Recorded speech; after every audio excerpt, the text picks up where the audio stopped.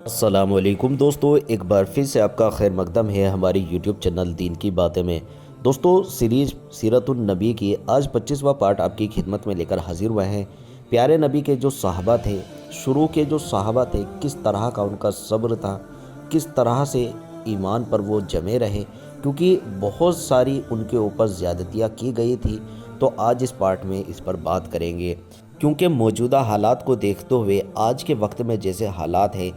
اس وقت میں اس سے زیادہ بڑے حالات تھے، کیونکہ مسلمان کچھ ہی تھے۔ تو بڑی سے بڑی بدھیمان آدمی بھی یہی سوچ میں پڑ جاتا ہے کہ آخر کیا وجہ تھی جنہوں نے مسلمانوں کو نرمی کے ساتھ اور پورے جماؤں کے ساتھ لگائے رکھا۔ آخر مسلمانوں نے کس طرح ان عظیم ظلموں کو سہن کیا، جسے سن کر رونگٹے کھڑے ہو جاتے ہیں اور من کانپ جاتا ہے۔ بار بار کھٹکنے اور دل کی گہرائیوں میں ابھرنے والا اس سوال کو دیکھتے ہوئے مناسب ہوتا ہے کہ ان باتوں پر ایک سرسری نظر ڈالی جائے۔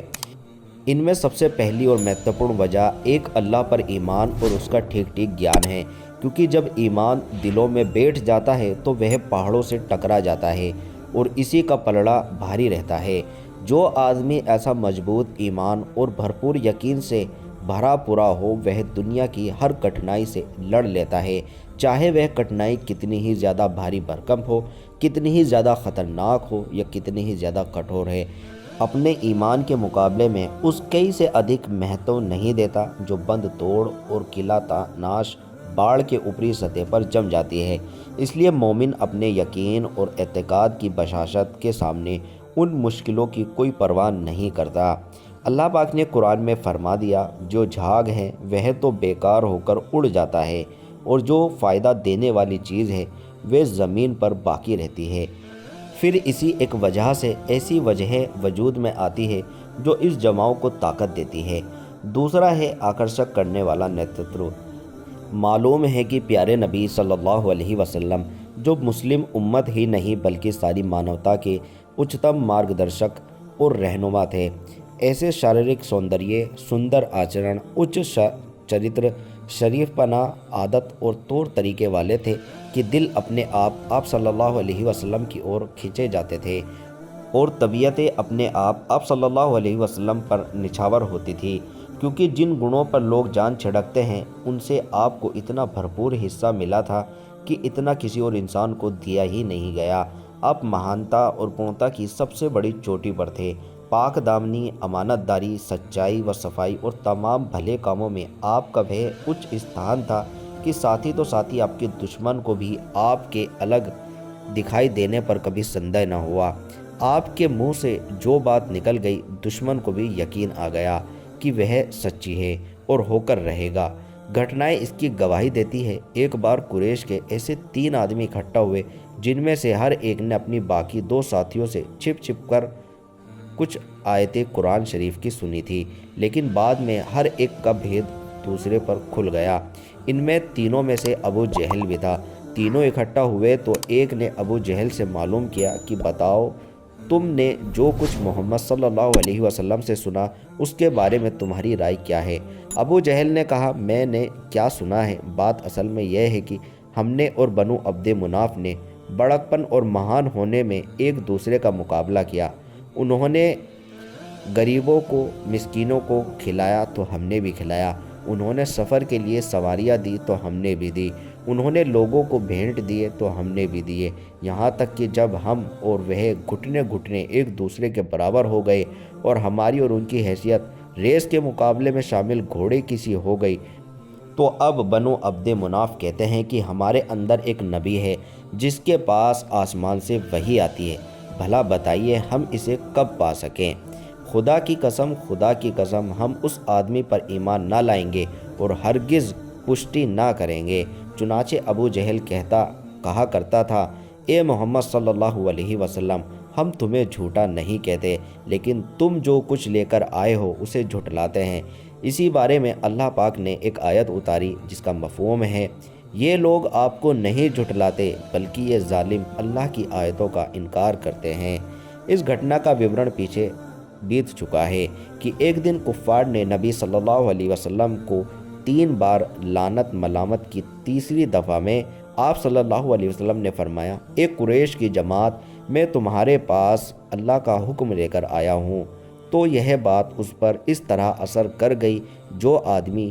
دشمنی میں سب سے بڑھ کر تھا، وہ بھی بہتر سے بہتر جو واقعہ پا سکتا تھا اس کے ذریعے آپ کو راضی کرنے کی کوشش میں لگ گیا۔ اسی طرح اس کا بھی ورنن بیت چکا ہے کہ جب سجدے کی حالت میں آپ صلی اللہ علیہ وسلم تھے تو آپ پر اوجڑی ڈالی گئی۔ آپ صلی اللہ علیہ وسلم نے سر اٹھانے کے بعد اس حرکت کرنے والے پر بد دعا کی تو اس کی ہنسی ہوا میں اڑ گئی۔ اس کے بھیتر دکھ اور رنج کی لہر دوڑ گئی اور اسے وشواس ہو گیا کہ اب وہ بچ نہیں سکے گا۔ یہ گھٹنا بھی بیان کی جا چکی ہے کہ آپ صلی اللہ علیہ وسلم نے ابو لہب کے بیٹے عتیبہ پر بد دعا کی تو اسے یقین ہو گیا کہ وہ آپ کی بد دعا کی پکڑ سے بچ نہیں سکتا، چنانچہ اس نے شام دیش کے سفر میں شیر کو دیکھتے ہی کہا، اللہ کی قسم محمد صلی اللہ علیہ وسلم نے مکہ میں رہتے ہوئے مجھے قتل کر دیا۔ ابی بن خلف کی گھٹنا ہے کہ وہ بار بار آپ کو قتل کی دھمکیاں دیا کرتا تھا۔ ایک بار آپ نے جواب کے طور پر فرمایا، تم نہیں بلکہ میں تمہیں قتل کروں گا انشاءاللہ۔ اس کے بعد جب آپ نے احد کی لڑائی کے دن ابی کی گردن پر نیزہ مارا تو اگرچہ اسے معمولی خروچ آئی تھی، لیکن ابی برابر یہی کہے جا رہا تھا کہ محمد صلی اللہ علیہ وسلم نے مجھ سے مکہ میں کہا تھا کہ میں تمہیں قتل کروں گا، اس لیے اگر وہ مجھ پر تھوک ہی دیتا تو بھی میری جان نکل جاتی۔ تفصیل آگے آ رہی ہے۔ اسی طرح ایک بار حضرت سعد بن معاذ نے مکہ میں امیہ بن خلف سے کہا کہ میں نے اللہ کے رسول صلی اللہ علیہ وسلم کو یہ فرماتے ہوئے سنا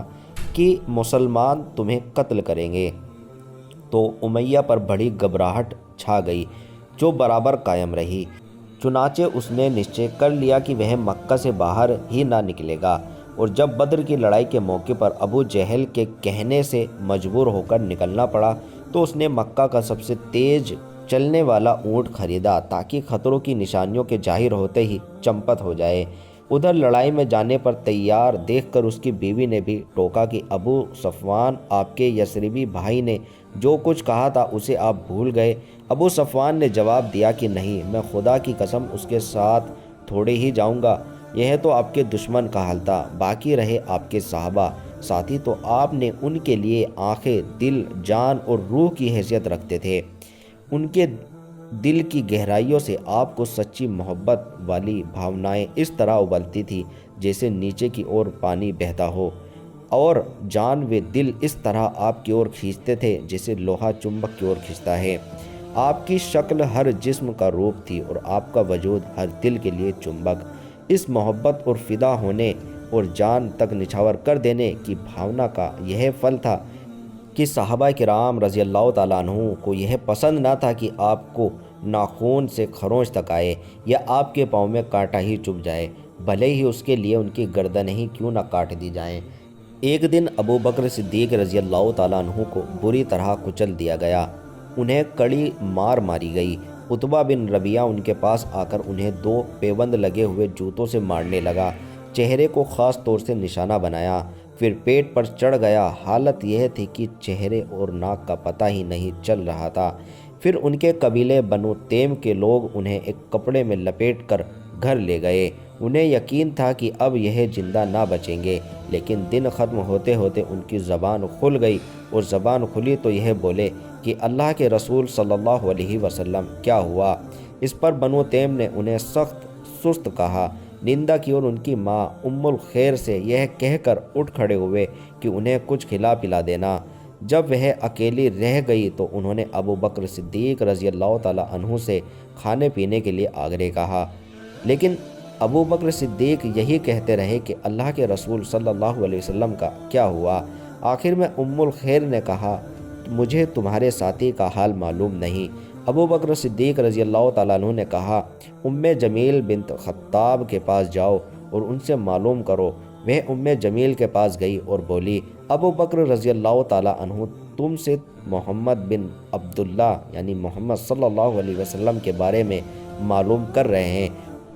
جمیل نے کہا، میں نہ ابو بکر صدیق رضی اللہ تعالیٰ عنہ کو جانتی ہوں، نہ محمد بن عبداللہ یعنی صلی اللہ علیہ وسلم کو، البتہ اگر تم چاہو تو میں تمہارے ساتھ تمہارے بیٹے کے پاس چل سکتی ہوں۔ ام الخیر نے کہا، بہتر ہے، اس کے بعد جمیل ان کے ساتھ آئی، دیکھا تو ابو بکر برے حال میں پڑے تھے۔ پھر قریب ہوئی تو چیخ پڑی اور کہنے لگی، جس قوم نے یہ درگتی بنائی ہے وہ یقینی طور پر دشت اور کافر قوم ہے۔ مجھے امید ہے اللہ آپ کا بدلہ اس سے لے کر رہے گا۔ ابو بکر صدیق رضی اللہ تعالیٰ عنہ نے پوچھا، اللہ کے رسول صلی اللہ علیہ وسلم کا کیا ہوا؟ بولی، آپ صحیح سلامت ہیں۔ پوچھا، کہاں ہے؟ کہا، ابن ارقم کے گھر میں ہیں۔ ابو بکر صدیق رضی اللہ تعالیٰ عنہ نے کہا، اچھا تو پھر اللہ کے لیے مجھ پر وعدہ ہے کہ میں نہ کوئی کھانا کھاؤں گا نہ پانی پیوں گا، یہاں تک کہ اللہ کے رسول صلی اللہ علیہ وسلم کی خدمت میں حاضر ہو جاؤں۔ اس کے بعد الخیر اور جمیل رکی رہی۔ جب آنا جانا بند ہو گیا اور سناٹا چھا گیا تو یہ دونوں ابو بکر صدیق رضی اللہ تعالیٰ عنہ کو لے کر نکلی۔ وہ ان پر ٹیک لگائے ہوئے، اس طرح انہوں نے ابو بکر صدیق رضی اللہ تعالیٰ عنہ کو اللہ کے رسول صلی اللہ علیہ وسلم کے پاس پہنچا دیا۔ محبت اور جان نچھاور کرنے کی کچھ اور بھی انوکھی گھٹنائیں ہم آپ کو بتائیں گے، خاص طور پر احد کی لڑائی میں کس طرح سے حضرت خبیب رضی اللہ تعالیٰ عنہ کے حالات کے سلسلے میں ہیں۔ نمبر 3، ذمہ داری کا احساس۔ صحابہ کرام رضی اللہ تعالیٰ عنہ چاہتے تھے کہ وہ مٹھی بھر مٹی جسے انسان کہا جاتا ہے، اس پر کتنی بھاری بھرکم اور زبردست ذمہ داریاں ہیں، اور یہ ان ذمہ داریوں سے کسی روپ سے بچ نہیں سکتا اور نہ کنارہ کر سکتا ہے، کیونکہ اس بچنے کے جو نتیجے ہوں گے وہ موجودہ ظلم و ستم سے زیادہ بھیانک اور خطرناک ہوں گے، اور اس بچنے کے بعد خود اس کو اور ساری مانوتا کو جو گھاٹا ہوگا وہ اتنا زیادہ کہ ذمہ داری کے نتیجے کے سامنے آنے والی کٹھنائیاں اس گھاٹے کے مقابلے میں کوئی حیثیت نہیں رکھتی۔ نمبر 4، آخرت پر ایمان۔ جو ذکر کی گئی ذمہ داری کے احساس کو طاقت پہنچانے کی وجہ تھی، صحابہ کرام رضی اللہ تعالیٰ عنہ اس بات پر اڑگ وشواس رکھتے تھے کہ انہیں دنیاؤں کے پالنہار کے سامنے کھڑے ہونا ہے، پھر ان کے چھوٹے بڑے اور معمولی ہر پرکار کے اعمالوں کا حساب لیا جائے گا۔ اس کے بعد یا تو نعمتیں بھاری ہمیشہ کی جنت ہوگی یا عذاب سے بھڑکتی ہوئی جہنم۔ اس یقین کا نتیجہ یہ تھا کہ صحابہ کرام رضی اللہ تعالیٰ عنہ اپنا جیون امید اور شک کی حالت میں گزارتے تھے، یعنی اپنے پالنہار کی رحمت کی امید رکھتے تھے، اس کے بعد عذاب کا ڈر بھی رہتا تھا، اور ان کی استھتی یہی تھی جو اس آیت میں بیان کی گئی ہے۔ وہ جو کچھ کرتے ہیں دل کے اس ڈر کے ساتھ کرتے ہیں کہ انہیں اپنے پالنہار کے پاس پلٹ کر جانا ہے۔ انہیں اس کا بھی یقین تھا کہ دنیا اپنی ساری نعمتوں اور مصیبت سمیت آخرت کے مقابلے میں مچھر کے پر کے برابر بھی نہیں ہے۔ یہ یقین اتنا پکا تھا کہ اس سے دنیا کی مشکلیں، مشقت اور کڑواہٹیں تچھ لگتی تھی، اس لیے وہ ان مشکل اور کڑواہٹوں کو کوئی اہمیت نہیں دیتے تھے۔ نمبر 5، انہی خطرے بھری اور اندھیرے بھری حالات میں ایسی صورتیں اور آیتیں بھی اتری تھی جن میں بڑے ٹھوس اور آکرشک شیلی میں اسلام کے تمام بنیادی اصولوں پر دلیلیں اور تقر قائم کیے گئے تھے، اور اس وقت اسلام کی دعوت انہی نیموں کے چاروں اور گھوم رہی تھی۔ ان آیتوں میں اہل اسلام کو ایسے پرارمبک اصول بتلائے جا رہے تھے جن پر اللہ کے تعالیٰ نے پوری انسانی دنیا کے سب سے اچھے اور سندر سماج یعنی اسلام سماج کے نرمان و بناوٹ کا آدھار رکھا تھا، اور ان آیتوں میں مسلمانوں کی بھاوناؤں کو جماؤ اور ارتھک جد و جہد پر ابھارا جا رہا تھا، ان کے لیے مثالیں دی جا رہی تھی، ان کے لیے حکمتیں بیان کی جا رہی تھی۔ ایک آیت اتری جس کا مفہوم ہے، تم سمجھتے ہو کہ جنت میں چلے جاؤں گے، حالانکہ ابھی تم پر ان لوگوں جیسے حالات نہیں آئے جو تم سے پہلے گزر چکے ہیں، وہ سختیوں اور بدحالیوں میں دو چار ہوئے اور جھنجھوڑ دیے گئے، یہاں تک کہ رسول اور جو لوگ ان پر ایمان لائے تھے وہ بول اٹھے کہ اللہ کی مدد کب آئے گی، سنو اللہ کی مدد قریب ہے۔ اس کے بعد ایک آیت کا مفہوم ہے الف لام میم۔ کیا لوگوں نے یہ سمجھ رکھا ہے کہ انہیں یہاں کہنے پر چھوڑ دیا جائے گا کہ ہم ایمان لائے اور ان کی آزمائش نہیں کی جائے گی، حالانکہ ان سے پہلے جو لوگ تھے ہم نے ان کی آزمائش کی، اس لیے ان کے بارے میں بھی اللہ یہ ضرور معلوم کرے گا کہ کن لوگوں نے یہ سچ کہا، اور یہ بھی ضرور معلوم کرے گا کہ کون لوگ جھوٹے ہیں۔ اور انہی کے ساتھ ساتھ ایسی آیتیں بھی اتری جنہوں نے کافر اور منافقوں کی آپتیوں کو منہ توڑ جواب دیا۔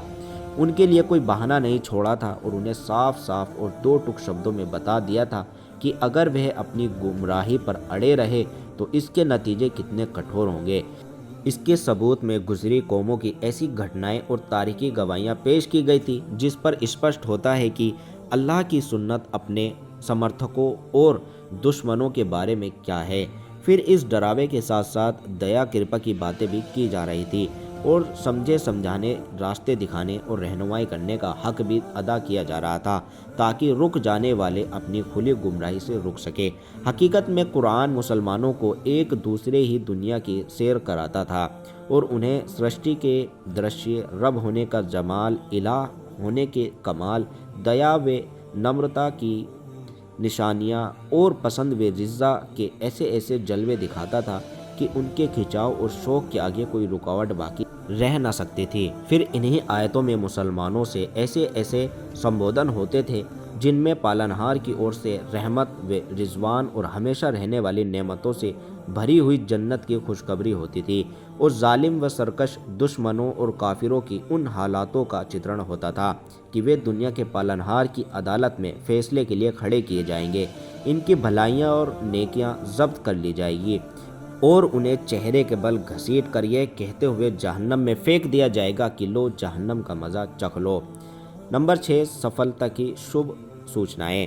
ان ساری باتوں کے علاوہ مسلمانوں کو اپنا مضمون ہونا پہلے ہی دن سے بلکہ اس کے بعد بھی پہلے سے معلوم تھا کہ اسلام اپنانے کا مطلب یہ نہیں کہ ہمیشہ کی مصیبتیں اور تباہیاں مول لے لی گئی، بلکہ اسلامی دعوت پہلے ہی دن سے جہالیت، اگیانتا اور بھاری ظلم کی ویوستھا کو سماپت کرنے کا نشچے ہے، اور اس دعوت کا اہم نشانہ یہ تھا کہ وہ دھرتی پر اپنا پربھاؤ پھیلائیں، پر دنیا کے راجنیتی درشٹیکون پر اس طرح چھا جائیں کہ مانو سماج اور دنیا کی قوموں کو اللہ کی مرضی کی اور لے جا سکیں اور انہیں بندوں کی بندگی سے نکال کر اللہ کی بندگی میں داخل کر سکیں۔ قرآن میں یہ شبھ سوچنائیں کبھی اشارے میں، کبھی کھلے طور پر ابھرتی تھی۔ چنانچہ ایک اور پرستھتی یہ تھی کہ مسلمان پر یہ پوری دھرتی اپنے پھیلاؤں کے باوجود تنگ بنی ہوئی تھی اور ایسا لگتا تھا کہ وہ اب پنپ نہ سکیں گے بلکہ ان کا پورا صفایا کر دیا جائے گا، مگر دوسری اور انہی نروستاہت کرنے والی پرستھتیوں میں ایسی آیتیں بھی اترتی رہتی تھی جن میں پچھلے نبیوں کی گھٹنائیں اور ان کی قوموں کے جھٹلانے اور انکار کرنے کا وورن ملتا تھا، اور ان آیتوں میں ان کا جو چتر کھینچا جاتا تھا وہ ٹھیک وہی ہوتا تھا جو مکہ کے مسلمانوں اور کافروں کے بیچ موجود تھا۔ اس کے بعد یہ بھی بتایا جاتا تھا کہ ان حالاتوں کے نتیجے میں کس طرح کافروں اور ظالموں کو ہلاک کیا گیا ہے اور اللہ کے نیک بندوں کو دھرتی کا وارث بنایا گیا ہے۔ اس طرح ان آیتوں میں اسپشٹ سنکیت ہوتا تھا کہ آگے چل کر مکہ والے ناکام و نامراد رہیں گے اور مسلمان اور ان کی اسلامی دعوت کو سفلتا ملے گی۔ پھر انہی حالاتوں اور دنوں میں کچھ ایسی بھی آیتیں اتر جاتی جن میں اسپشٹ روپ سے ایمان والوں کے غالب ہونے کی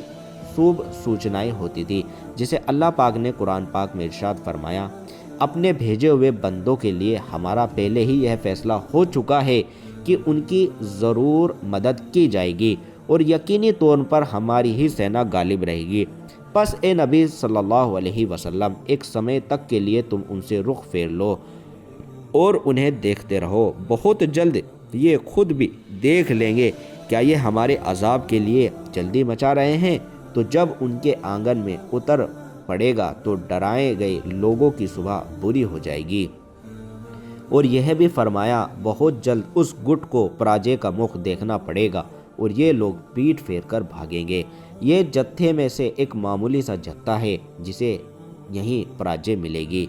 حبشہ کے مہاجروں کے بارے میں ارشاد ہوا، جن لوگوں نے ظلم کا شکار بننے کے بعد اللہ کی راہ میں ہجرت کی، ہم انہیں یقینی طور پر دنیا میں بہترین ٹھکانہ دیں گے اور آخرت کا بدلہ بہت ہی بڑا بدلہ ہے اگر لوگ جانیں۔ اسی طرح کفار نے اللہ کے رسول صلی اللہ علیہ وسلم سے حضرت یوسف علیہ السلام کی گھٹنا پوچھی تو جواب میں یہ آیت اتری۔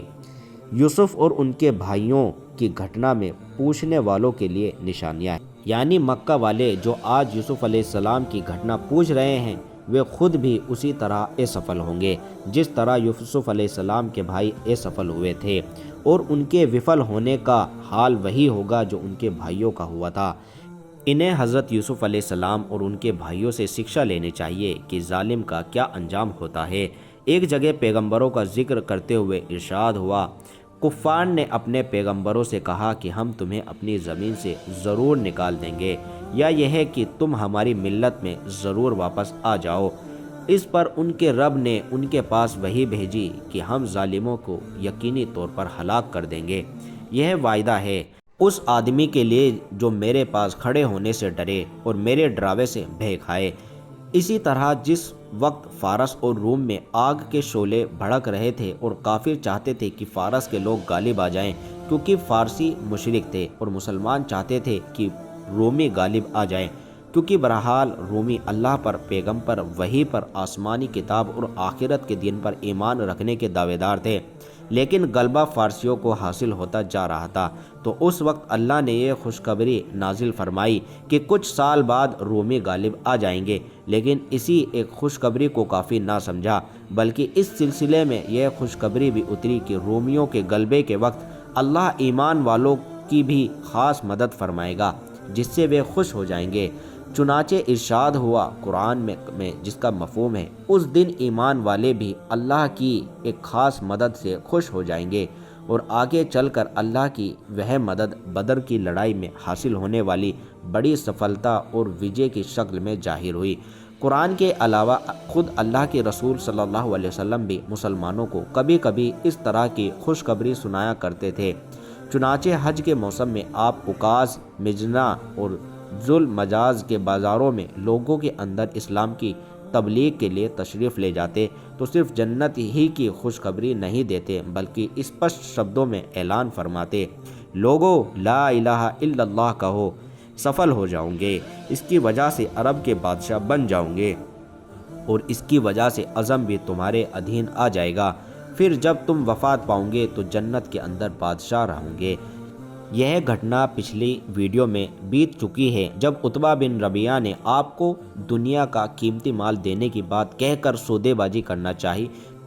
اور آپ نے جواب میں حمیم تنزیل السجدہ کی آیتیں پڑھ کر سنائی، تو عتبہ کو یہ آشا ہو چلی کہ آپ غالب ہو کر رہیں گے۔ اسی طرح ابو طالب کے پاس آنے والے قریش کے آخری پرتیندھی منڈل کی اور سے جو باتیں ہوئی تھی، اس کا بھی سویورن پچھلی ویڈیو میں جا چکا ہے۔ اس اوسر پر بھی آپ نے اسپشٹ شبدوں میں فرمایا تھا کہ آپ ان سے صرف ایک بات چاہتے ہیں، وہ مان لیں عرب ان کے ادھین ہو جائے گا، عظم پر ان کی بادشاہت قائم ہو جائے گی۔ حضرت خباب بن ارطہ کا ارشاد ہے کہ ایک بار جب میں نبی صلی اللہ علیہ وسلم کی سیوا میں حاضر ہوا، آپ کعبہ کے سائے میں ایک چادر کو تکیہ بنائے تشریف رکھتے تھے۔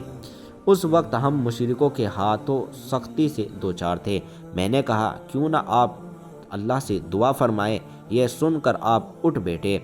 آپ کا چہرہ لال ہو گیا اور آپ نے فرمایا، جو لوگ تم سے پہلے تھے ان کی ہڈیوں کا تک کا ماंس اور انگوں میں لوہے کی کنگھیاں کر دی جاتی تھی، لیکن یہ سختی بھی انہیں دین سے روک نہ پاتی۔ پھر آپ صلی اللہ علیہ وسلم نے ارشاد فرمایا، اللہ اس معاملے کو یعنی دین کو پورا کر کے رہے گا، یہاں تک کہ گھڑ سوار صنعاء سے حضر موت جائے گا اور اسے اللہ کے سوا کسی کا ڈر نہ ہوگا، البتہ بکری پر بھیڑیے کا ڈر ہوگا۔ ایک روایت میں اتنا اور بھی ہے کہ لیکن تم لوگ جلدی کر رہے ہو۔ یاد رہے خوشخبری کچھ ٹکی چھپی نہ تھی، بلکہ جانی پہچانی اور مشہور تھی، اور مسلمان ہی کی طرح کفار بھی انہیں جانتے تھے۔ چنانچہ جب اسود بن مطلب اور ان کے ساتھی صحابہ کرام رضی اللہ تعالیٰ عنہ کو دیکھتے تو طعنہ دیتے ہوئے آپس میں کہتے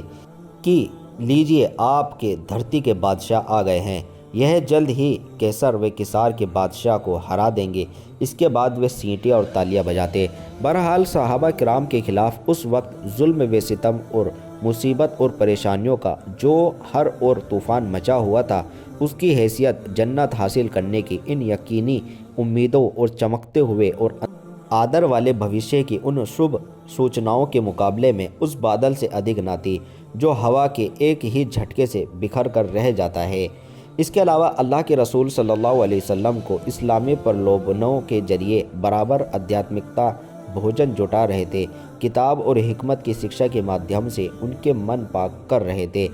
بڑی مضبوط اور گہری ٹریننگ دے رہے تھے اور آتما کی اچتا، ہردے کی صفائی،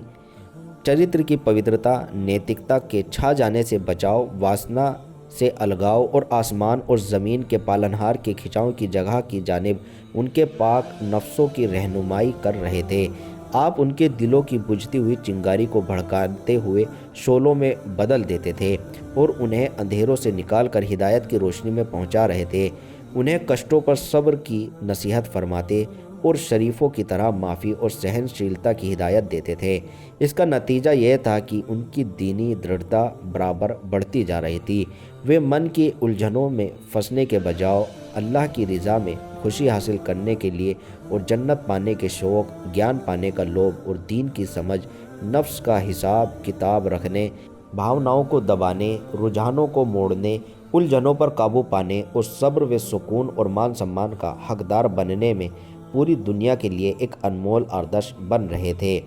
تو دوستو اس ویڈیو کو یہیں پر مکمل کرتے ہیں۔ امید کرتا ہوں یہ آپ کے سمجھ آئے گی، پسند آئے گی۔ ملتے ہیں آپ سے اگلی ویڈیو میں، تب تک کے لیے دعاؤں میں یاد رکھیں، اپنا خوب سارا خیال رکھیں۔ شکریہ، دھنیہ واد، السلام علیکم۔